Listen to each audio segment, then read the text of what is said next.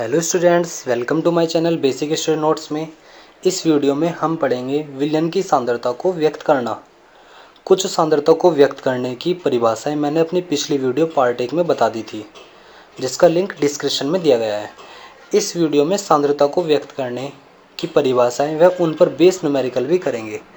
Students, last video में जो सांद्रता को व्यक्त करने की 3-4 डेफिनेशन थी, उसके बाद देखते हैं कि नेक्स्ट टॉपिक कौन सा है। मोल प्रभाज। मोल प्रभाज की कंडीशंस, इसको मोल अंश भी कहते हैं या मोल भिन्न भी कहते हैं, मोल फ्रैक्शन। ये दो प्रकार के होते हैं। ये दो प्रकार के कैसे होते हैं कि जब एक बर्तन में कोई एक विलेय और दूसरा विलायक मिलाते हैं, विलेय को ए बोला गया, विलायक को बी बोला गया, जब दोनों को मिलाएंगे तो क्या बनेगा, विलयन। तो मोल प्रभाज कैसे ए की सांद्रता और बी की सांद्रता अलग करके दिखाएगा। तो ए मतलब विलेय का मोल प्रभाज भी अलग हो सकता है, इसका मोल प्रभाज निकाल सकते हैं, और बी के लिए भी मोल प्रभाज निकाल सकते हैं। तो माना जो हमारे पास ए है तो उसके मोलों की संख्या कितनी है, एन ए, और बी है तो मोलों की संख्या उसकी एन बी। अब मुझे विलेय का मोल प्रभाज निकालना नंबर 1, तो मुझे उसकी डेफिनेशन भी और फॉर्मूला। तो फॉर्मूला सबसे पहले देखते हैं। ए विलेय का मोल प्रभाज कैसे निकालेंगे, जिसका भी मोल प्रभाज है ए का है तो ए का ऊपर आना, मतलब विलेय है तो विलेय के मोलों की संख्या, और बटे में विलयन के मोलों की संख्या। डेफिनेशन कैसे याद रखेंगे बच्चों, डेफिनेशन भी तुम्हें एग्जाम में बतानी होती है, तो कैसे बताओगे। तो वो चीज़ ये है, विलेय का मोल प्रभाज, तो जो ऊपर लिखा हुआ है विलेय के मोलों की संख्या तथा विलयन के मोलों की संख्या, तो इसको बोलते हैं अनुपात। तो विलेय के मोलों की संख्या तथा विलयन के मोलों की संख्या का अनुपात विलेय का मोल प्रभाज कहलाता है। इसे XA से प्रदर्शित करते हैं बच्चों। स्टूडेंट्स, XA बराबर क्या होता है, XA मोलों का प्रभाज है XA, तो विलेय के मोलों की संख्या क्या होगी, NA, और विलयन के मोलों की संख्या हम पढ़ के आए हुए हैं। विलयन बराबर क्या होता है, विलेय प्लस विलायक, विलेय और प्लस विलायक। हमने विलेय प्लस विलायक NA और NB पहले से निकाला, क्लियर है। ऐसे ही हम पढ़ेंगे विलायक का मोल प्रभाज। देखते हैं विलायक के मोल प्रभाज का। विलायक के मोलों की संख्या तथा विलयन के मोलों की संख्या, विलायक के मोलों की संख्या तथा विलयन के मोलों की संख्या का अनुपात क्या होता है, विलायक का मोल प्रभाज। उसका फॉर्मूला भी सेम ऐसे ही है, विलायक का मोल प्रभाज बराबर विलायक के मोलों की संख्या तथा विलयन के मोलों की संख्या का अनुपात विलायक का मोल प्रभाज कहलाता है। डेफिनेशन क्लियर होगी।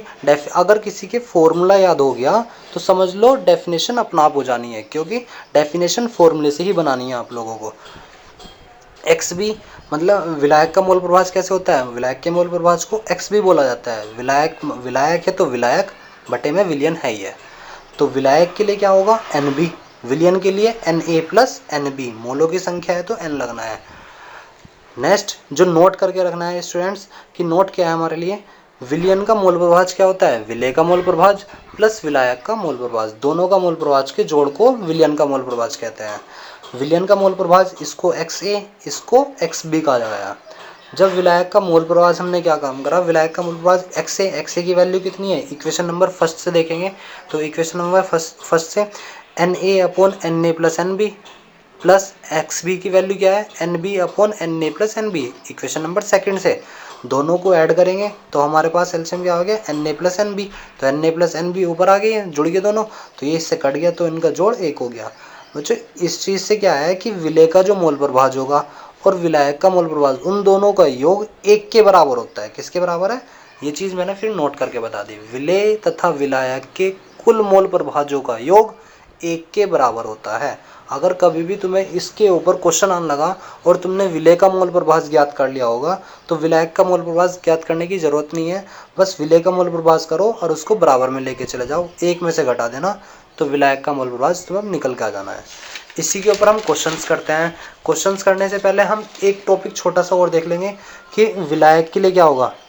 नोट कि अगर हमारे पास एक बर्तन में दो नहीं तीन कंपाउंड डाल दिए जाते हैं, ए बी सी मिलकर बनता है, तब मोल प्रभाज कैसे ज्ञात करना होगा। तो शॉर्टकट में बता दो कि ए का मोल प्रभाज ज्ञात करना, तो ए के मोलों की संख्या जो यहाँ पे है वो यहाँ पे होना बटे में विलयन।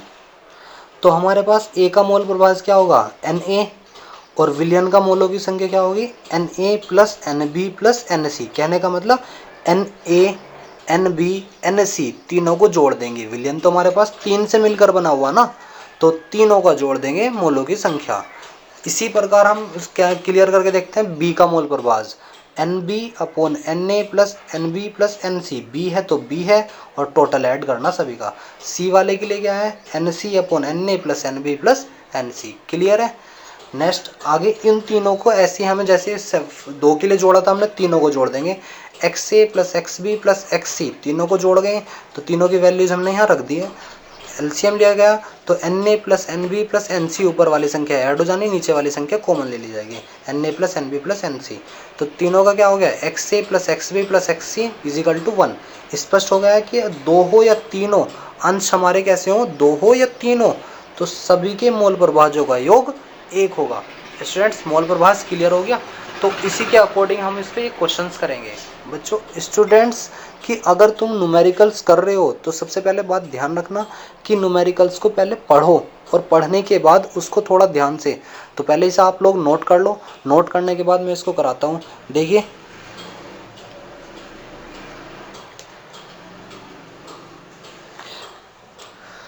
72 ग्राम जल व 92 ग्राम एथिल अल्कोहल में दोनों का मोल प्रभाज ज्ञात करो। एक ये टाइप क्वेश्चन है, तुम्हें करने कैसे होंगे मोल प्रभाज ज्ञात करने के लिए। तो सबसे पहले हमें इसमें 72 ग्राम जल है, तो जल की वह मात्रा ये है, एथिल अल्कोहल की मात्रा ये है। तो हमें सबसे पहले टॉपिक में ये देखना होता है कि विलायक कौन सा है और विलेय कौन सा है। तो विलायक की डेफिनेशन क्या होगी, विलेय तो विलायक और विलेय में क्या कर रखा है कि विलेय की मात्रा तो कम होती है और विलायक की मात्रा अधिक होती है।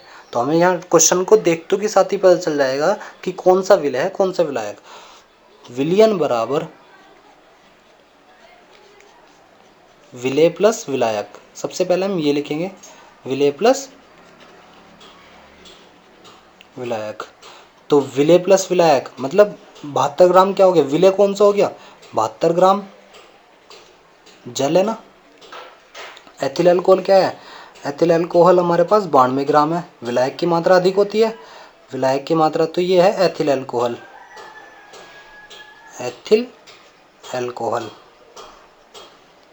एथिल अल्कोहल का फॉर्मूला होता है C2H5OH और इसका होता है H2O। तो इसके अकॉर्डिंग हमें पता चल गया होगा। सबसे पहले फिर हम देखते हैं विलेय की मात्रा कितनी होगी स्टूडेंट्स। विलेय की मात्रा जिसको हमने विलेय क्या है H2O, विलेय की मात्रा कितनी है हमारे पास 72 ग्राम।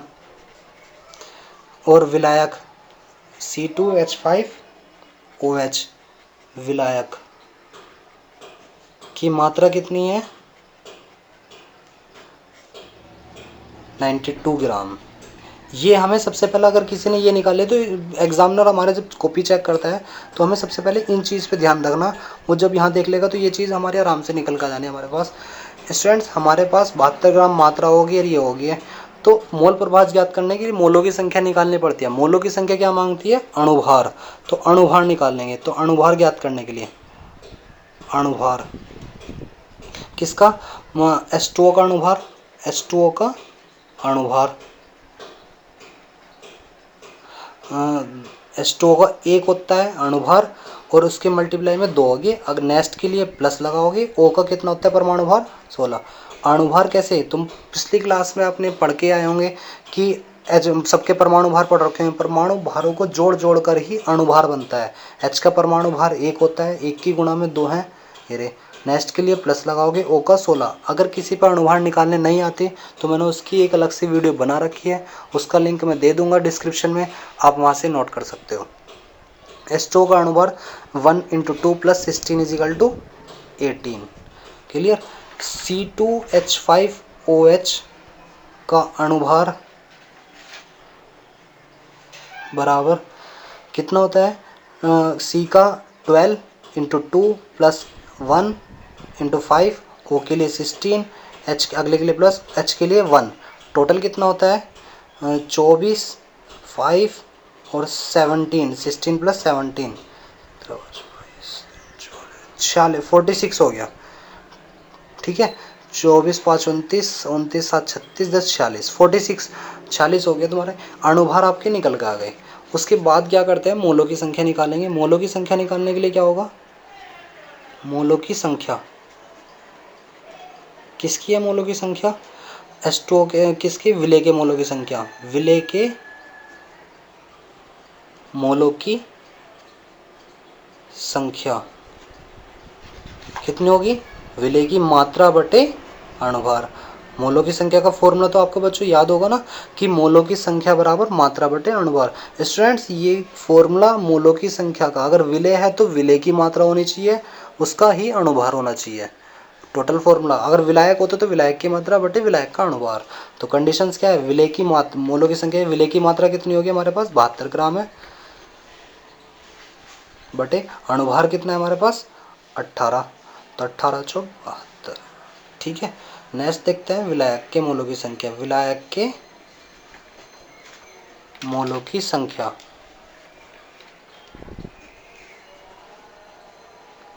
बराबर कितनी होती है, यहाँ पे डायरेक्ट रख देंगे। यहाँ पे कितना हुआ 72/18, तो इसका था। मात्रा इसकी कितनी है 92, और इसका कितना है 46, कितना हो गया 46 2 जा 92, 46 दूनी 92। ठीक है, नेक्स्ट ये होगी विलायक के मोलों की संख्या। तो कंडीशन हमारी ये होगी। नाउ इसके बाद हम क्या करेंगे, मोल प्रभाज, विलय का मोल प्रभाज बराबर विलय के मोलों की संख्या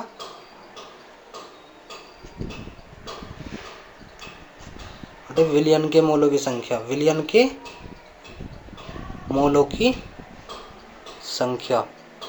स्टूडेंट्स विलय के मोलों की संख्या इसी वजह से, नहीं तो हमें यहाँ पे दिक्कत आती, इसी वजह से हम ये सब काम करके आए हुए। तो हमें टाइप क्वेश्चन में पता रखना होगा कि सबसे पहले हमें अणुभार निकालने हैं, फिर हमें मोलों की संख्या भी निकालनी है, और नहीं तो हम पहले भी विलयन के मोलों की संख्या निकाल सकते हैं। विलयन क्या होता है, विलय प्लस विलायक। तो ये तो छोटी सी चीज़ है, हम यहाँ पे भी निकाल सकते हैं। विलयन क्या होगा, विलय प्लस विलायक। तो ये तो विलय के मोलों की संख्या, विलय के मोलों की संख्या 4। विलयन के लिए विलयन होता है विलय प्लस विलायक, 4 + 2 कितना हो गया 6, तो कितना 4/6, तो 4/2 2 × 4 2 3 × 6, कितना हो गया यहाँ पे 2/3। ठीक है, विलय सेम एज इट इज विलायक के मोलों की संख्या, विलायक का मोल प्रभाज निकालोगे। अगर ऐसे नहीं निकालते तो हमने पहले ही बता दिया था XA + XB = 1 होता है। विलय का मोल प्रभाज निकाल लो और उसको 1 में से घटा दो। नेक्स्ट अगर तुम यहाँ पे देखना चाहो विलायक का मोल प्रभाज, विलायक का मोल प्रभाज अगर तुम्हें ज्ञात करना है तो सेम वही फॉर्मूले में रखेंगे हम यहाँ पे। विलायक का मोल प्रभाज क्या होगा, विलायक का मोल प्रभाज विलायक के मोलों की संख्या, विलायक के मोलों की संख्या 2, और नीचे कितना आ गया 6। विलयन के मोलों की संख्या वही है ना, तो कंडीशन क्या होगी 1/3।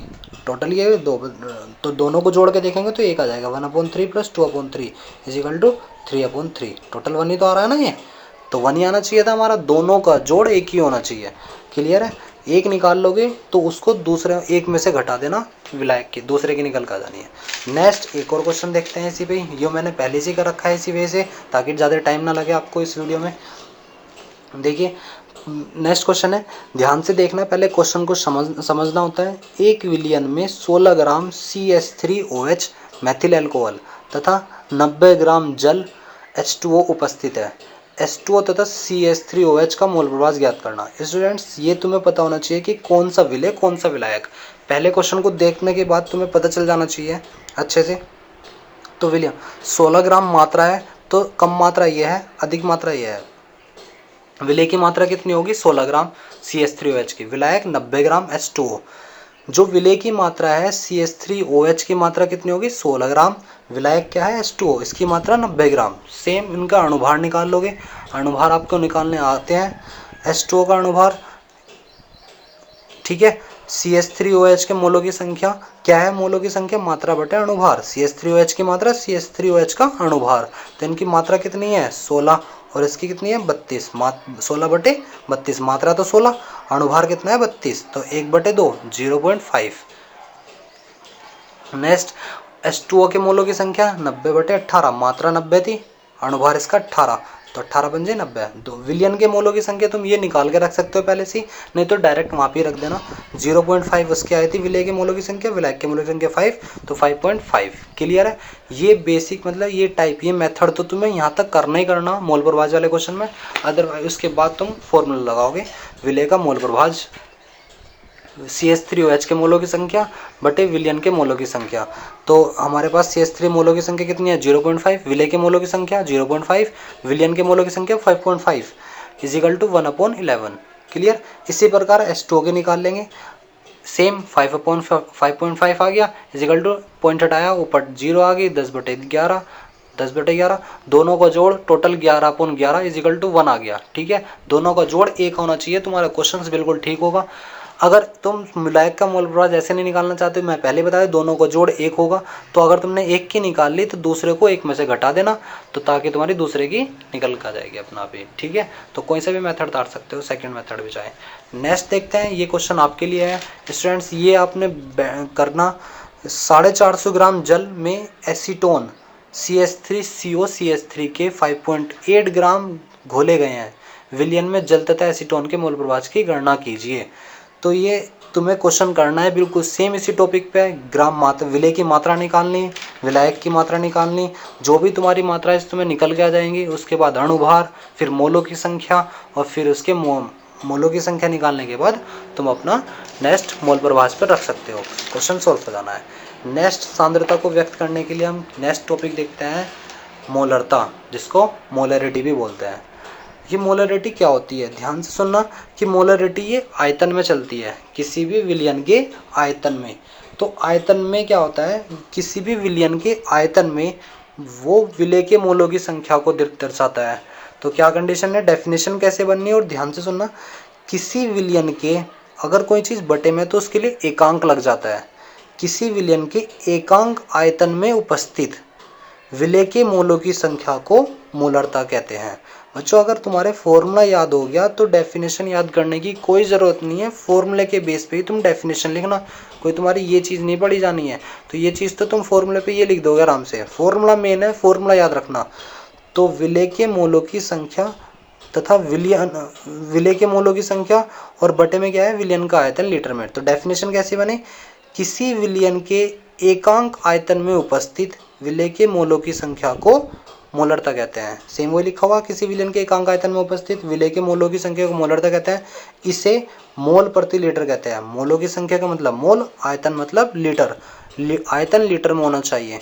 या मोलों की संख्या को हम ग्राम अणुभार भी बोलते हैं, लीटर बटे में आइए में नापते हैं, तथा इसे m से प्रदर्शित करते हैं। डेफिनेशन को जब m से, फॉर्मूला m से बनता है, तो विलय के मोलों की संख्या हम पहले भी पढ़ चुके।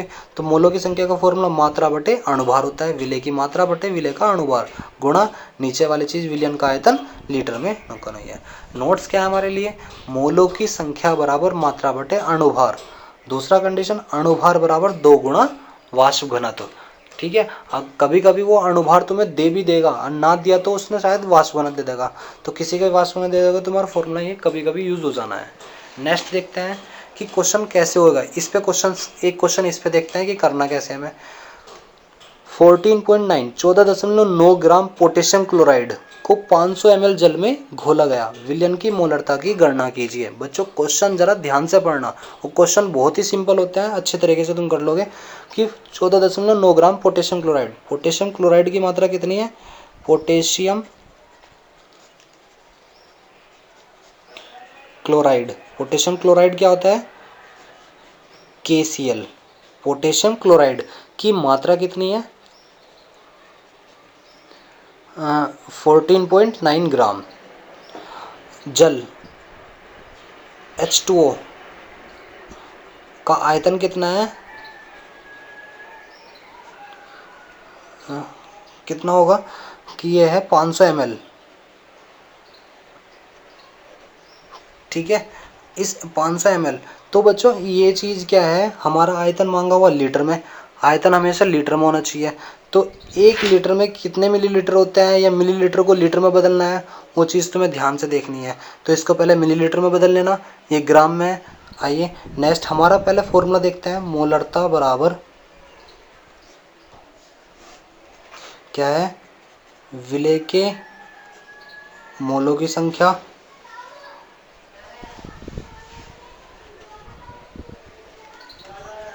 बटे विलयन का आयतन लीटर में। तो कंडीशन क्या है, विलयन का आयतन लीटर में, विलेय के मोलों की संख्या तथा विलयन का आयतन लीटर में। तो विलेय का मात्रा बटे विलयन का अणुभार गुणा विलयन का आयतन लीटर में। ये फॉर्मूला हमने खोल लिया, यहाँ से वैल्यूज हमने रख ली 14.9। तो इसका विलेय का अणुभार कितना होता है 39 प्लस 35.5, मतलब के की वैल्यू ये रही 35.5, सीएल की वैल्यू ये रही, दोनों को जोड़ के हमारा 74.5। और ये 500 बटे 1000 लीटर, मतलब मिलीलीटर से हमने लीटर में बदल लिया इसको। तो इसका कितना आ गया 0.5। तो मोल पर लीटर, जो भी वैल्यूज आएगी तुम्हारी मोल पर लीटर में आ जानी आंसर। समझ में आया। नेक्स्ट क्वेश्चन देखते हैं। 5.85 ग्राम सोडियम क्लोराइड NaCl को 250 ml जल में घोला गया, विलयन की मोलरता की गणना करनी होगी। तो कंडीशन क्या है बच्चों कि तुम्हें सबसे पहले विलेय की मात्रा निकालनी, आयतन निकालना विलयन का, और दोनों फॉर्मूले में रखना। तो इसमें देखते हैं 5.85 ग्राम सोडियम क्लोराइड NaCl को 250 ml जल में, तो ये तो क्या होगी सोडियम क्लोराइड NaCl विलेय की मात्रा, ये विलयन का आयतन लीटर में हो गया। मिलीलीटर में तो मैंने पहले बार 1000 से भाग कर लेना, लीटर में आ जाना चेंज करके डेफिनेशन फॉर्मूला। ये क्वेश्चन अपने आप कर सकते हो स्टूडेंट्स। नेक्स्ट देखते हैं सांद्रता को व्यक्त करने का न्यू टॉपिक क्या है, मोललता। वो पहले मोलरता थी, रहता, और यहाँ पे लय है मोललिटी। क्लियर।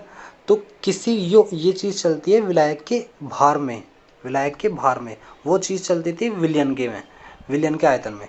तो डेफिनेशन देखते हैं, किसी विलायक के 1 किलोग्राम भार में उपस्थित विलेय के मोलों की संख्या को मोललता कहते हैं। डेफिनेशन नहीं, तुम्हें फॉर्मूला याद रखना, और फॉर्मूला याद रखोगे तो डेफिनेशन अपने आप याद हो जानी। किसी विलायक के 1 किलोग्राम भार में उपस्थित विलेय के मोलों की संख्या को मोललता कहते हैं।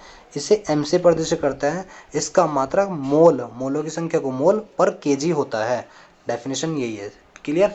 नेक्स्ट इसको फिर हम सेम ऐसी, मेन फॉर्मूला तो यही है, इस पे क्वेश्चन ऐसे भी कर सकते हैं या ऐसे, m बराबर विलेय की मात्रा बटे विलेय का अणुभार, मोलों की संख्या को हमने खोल लिया यहाँ पे, विलायक का भार केजी में नहीं। क्वेश्चंस देखते हैं स्टूडेंट्स कि करना कैसे है।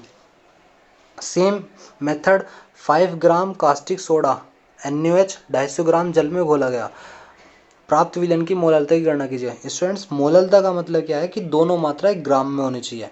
अगर ये चीज़ ग्राम में है तो एक विलायक का भार किलोग्राम में होना चाहिए। तो विलेय और विलायक की मात्रा में ग्राम या किलोग्राम में होनी चाहिए, लीटर मीटर में नहीं होगी। तो यहाँ देखते हैं कास्टिक सोडा की मात्रा, कास्टिक सोडा NaOH की मात्रा बराबर 5 ग्राम, ठीक। और जल H2O का भार केजी में होना चाहिए, यह है 250 ग्राम। तो 250 ग्राम को किलोग्राम में बदलना तो क्या होगा, 1 किलोग्राम में 1000 ग्राम होता है। तो 1 किलोग्राम में 1000 ग्राम, तो इसको स्टूडेंट्स 250 गुणा 1 ग्राम हो गया। अब इसे किलोग्राम में बदलना, तो 250 बटे 1000 किलोग्राम, ठीक है। 1000 से भाग कर देंगे, ये कितना आ गया हमारे पास 0.25 किलोग्राम। क्लियर है। तो ये चीज़ हमारे समझ में आ जानी चाहिए, 0.25 किलोग्राम। नेक्स्ट देखते हैं कि हमारे पास ये तो किलोग्राम में आ गया, ये हो गया मात्रा। डायरेक्ट फॉर्मूला लगाएंगे मोललता का, मोललता बराबर, बहुत सिंपल क्वेश्चन है ये, विलेय की मात्रा, विलेय की मात्रा कितनी है, विलेय की मात्रा 5 ग्राम, विलेय का अणुभार, विलेय कौन सा है कास्टिक सोडा। स्टूडेंट्स ये तो विलेय है, क्योंकि हमें देखना पड़ेगा तो मात्रा तो यही कम है ना कास्टिक सोडा की मात्रा तो 5 ग्राम होगी। इसका अणुभार कितना हो गया कास्टिक सोडा NaOH का 23 प्लस O का 16 प्लस H का 1, 23 और 1 24, 36 10 40 हो गया। और ये कितना हो गया विलायक का भार केजी में 0.25। क्लियर।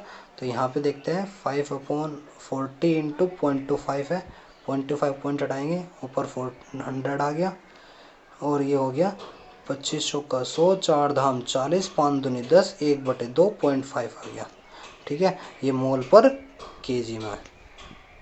क्लियर। ये क्वेश्चंस ध्यान रखना और मात्रक उसका जरूर लिखना, नहीं तो आधा नंबर कट जाता है। नेक्स्ट देखते हैं स्टूडेंट्स नॉर्मलता। अगर किसी भी स्टूडेंट्स को अणुभार निकालना या मात्रकों को बदलना नहीं आता तो उसके लिए एक अलग से वीडियो बनाई गई है, जिसका लिंक मैं डिस्क्रिप्शन में मिल जाएगा, नहीं तो आप सर्च कर सकते हो मेरे चैनल बेसिक स्टडी नोट्स पर। आइए नॉर्मलता बात करते हैं। नॉर्मलता पे लास्ट टॉपिक है सांद्रता को व्यक्त करने के लिए। विलयन के एकांक आयतन में उपस्थित विलेय के ग्राम तुल्यांकी भारों की संख्या को नॉर्मलता कहते हैं। तो बिल्कुल डेफिनेशन ये मत याद करो, कैसे याद करोगे, फॉर्मूला याद करना।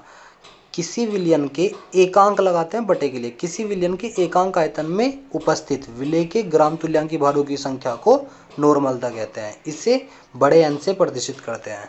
स्टूडेंट्स, ग्राम तुल्यांकी भारों की संख्या का मतलब है मात्रा बटे तुल्यांकी भार। तो विलेय के ग्राम तुल्यांकी भारों को हमने कैसे करा, मात्रा बटे तुल्यांकी भार में। सेम विलयन का आयतन लीटर में, नॉर्मलता को एन से, विलेय की मात्रा को डब्ल्यू से, तुल्यांकी भार को ई से और आयतन को वी से। ठीक, ये चीज़, ये बटे वाली चीज़ बराबर में चली जाएगी तो W बराबर NEV। ये आयतन होता है लीटर में, आयतन लीटर में है तो लीटर में निकल जाएगा। अगर हमें मिलीलीटर में क्वेश्चन आया हुआ है तो हम 100 से इसे डिवाइड कर लेंगे। नेक्स्ट क्वेश्चन ये आपको ही करना है। HCl का दशांश तुल्यांकी भार विलयन के 500 ml में विलेय है, विलयन का नॉर्मलता ज्ञात कीजिए। बहुत सिंपल क्वेश्चन है, बता देता हूँ कि तुल्यांकी भार उसने कितना दे दिया, 1/10 ग्राम तुल्यांकी भार है। ये HCl का दशांश है ना, दशांश का मतलब 1/10 होता है, तो 1/10 दशांश तुल्यांकी भार, तो 1/10 500 ml विलेय है। 500 ml को क्या करना, तुम्हें लीटर में बदल लेना, नहीं तो इसको ये वाला फॉर्मूला लगा लेंगे इसमें। क्लियर? तो ये विलयन की नॉर्मलता आराम से ज्ञात हो जानी है। उम्मीद करूंगा कि आपको सभी टॉपिक समझ में आए होंगे। यदि कोई टॉपिक में प्रॉब्लम है तो आप कमेंट बॉक्स में कमेंट कर सकते हो। स्टूडेंट्स, जितने मैं आपके लिए एक छोटा सा एक होमवर्क देना चाहता हूँ, वो होमवर्क आप कर लेना। वो क्या है कि आने वाले टाइम में जो न्यूमेरिकल्स चलेंगे उस न्यूमेरिकल्स को ये फॉर्मूले बहुत आवश्यक होंगे कि इन फॉर्मूलों के बिना न्यूमेरिकल्स नहीं होंगे, तो ये फॉर्मूले याद भी होने चाहिए। तो उन्हें याद करने के लिए जितने भी फॉर्मूले हैं आप सब एक पेपर पे इन्हें नोट डाउन कर लेना, ताकि ये फॉर्मूले आपको जल्दी से कहीं देखने ना पड़े, एक ही पेपर पर आपको सब कवर हो जाए। न्यूमेरिकल्स अच्छे से न्यूमेरिकल्स के लिए ये फॉर्मूले याद हो जाने चाहिए आपके। तो बस आप इतना ही काम कर लेना। Thank you students.